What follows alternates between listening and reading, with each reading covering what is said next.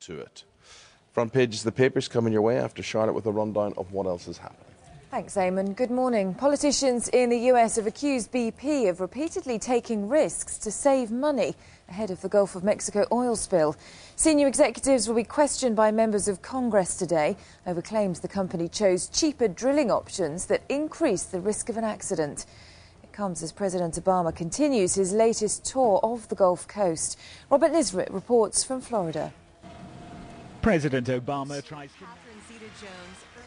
Now, most of us have been guilty of not taking the bull by its horns at some point in our lives, but for one matador, it's an attitude which has proved more than a little problematic.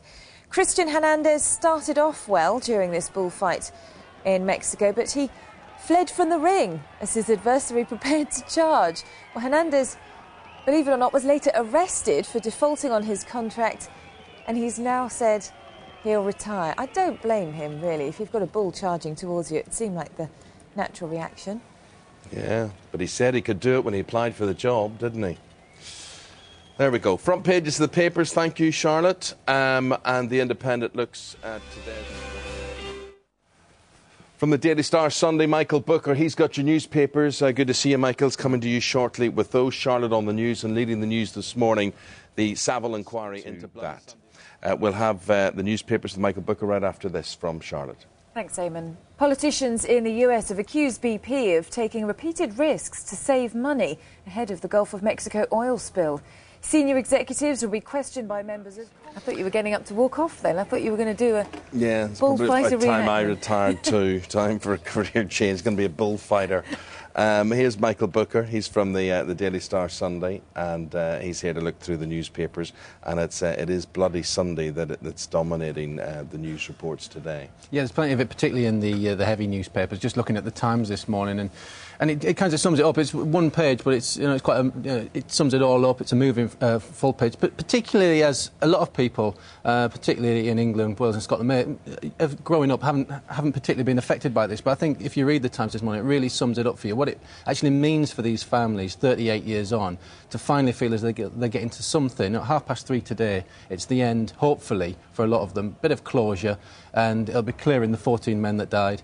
And that is what they want. They can't believe that anything else can come from the Lord Savile report. Yeah. The fact that they're completely exonerated. And it's amazing to think, looking at the detail, 108 rounds fired in just 20 minutes.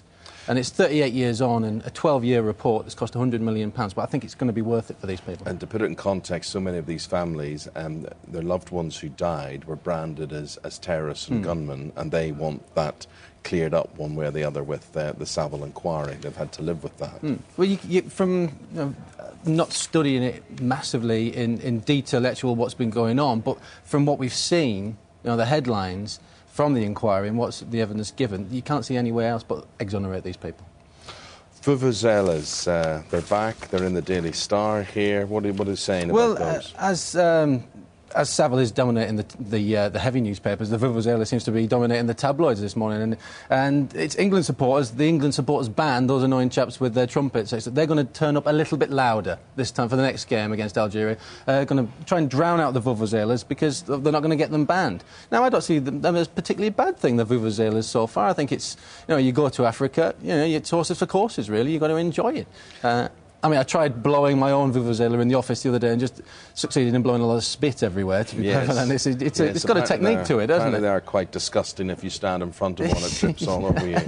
But what I don't understand is, you see, when I go to football, I concentrate. I get quite moody with things. I get quite intense watching it. If you're blowing a blooming horn, you're not watching the match, I thought the one good thing for England, because the feelings of the fans sometimes transmit it to the players, isn't it? And you get the nerves from the fans. But you don't get any of that with the Vuvuzela. It's just a straightforward drone all the way along. So I don't... Drone, that is a very good term. It's like a cheer, isn't it? It's like their equivalent of cheering them on. No, it's not, Charlotte. It's shout. like watching a football match inside a beehive, really. I find it... Well, there is claims the BBC have managed to find a way of turning it down in the mix. They reckon they're going to have their own little on the red button thing, so good. Hopefully that'll work out. Very good. A policewoman, compensation claims. She's got over £500,000 for what? Well, she's been called a whoopsie. She's very upset. She had 3 years, she says, of very, very stressful work, working in Gatwick, mainly for Sussex Police around Gatwick. She's Barbara Linford. She's 41. She was working between 2002 2005. She was called these things, a number of other sexist things said to her. She's already won £275,000 in damages. Now they've set aside £300,000 because they think that these are for future earnings as well. So in total, over £500,000. And then when you see what sort of compensation people, coming back from Afghanistan get, now some of the families have pointed this out, and there is quite a lot of anger in the papers today, and I think it's transmitted across the papers, this sense of anger that this woman can get. I think also you compared that to the Savile inquiry as well. Well, exactly, people yes. who lost their lives and whatever. But she's still off work with stress. Right.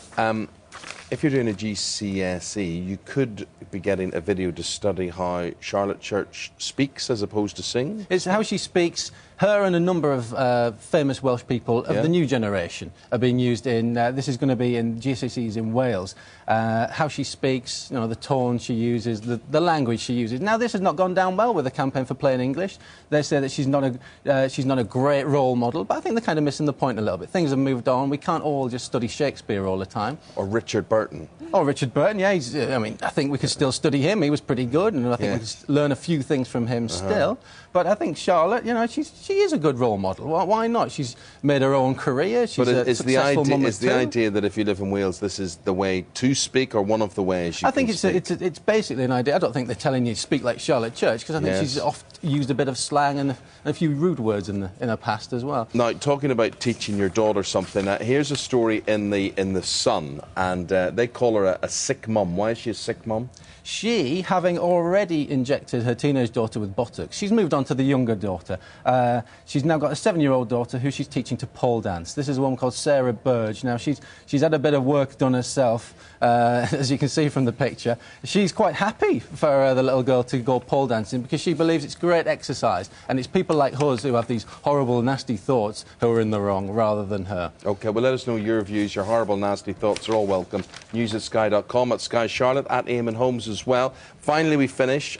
Charlotte, this is something I think you would, if a world run by you, would have a picture of Winston Churchill, and his cigar has been airbrushed, taken away. Why is that, Michael? This is at the Winston Churchill's Britain at War experience in South East London. Now, it's been taken away. No one knows why. The suspicion is because we don't like smoking these days, or a lot of people take it on themselves to say we don't like smoking. The Daily Mail were alerted by a reader who then alerted the museum, who claimed to have no knowledge how it ended up like this. Now, the original picture was from 1948 when he opened a squadron in Surrey, some new buildings, and it was an iconic picture. And there he was, him with his cigar on the go. That's, that was a symbol of the war and symbol of unity. But it seems to have gone, and they're blaming it on the anti-smoking police. Where would you stick Churchill's cigar? No, I think it should be reinstated. You can't airbrush history. I have to say, I think it's ridiculous.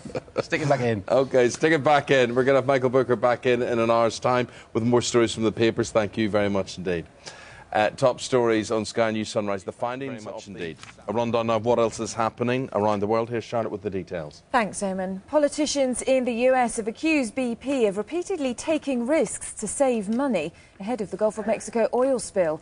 Senior executives will be questioned by members of Congress today over claims the company chose cheaper drilling options that increase the risk of an accident. It comes as President Obama continues his latest tour of the Gulf Coast. Robert Nisbet reports from Florida. President Obama tries his to... contract. I'm sure I've seen that before with bullfighters running it. We mean, who would blame them, sort of thing.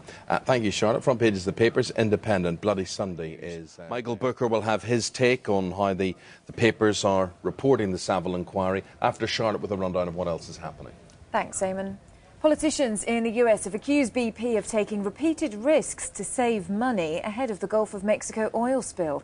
Senior executives will be questioned by members of Congress today over claims the company... If he had to face Jackie Biltrao, it would be a whole other I don't think he'd have even got in the ring if that was the case. Indeed. Thank you, Charlotte. The newspapers now. This is Michael Booker of the Daily Star Sunday.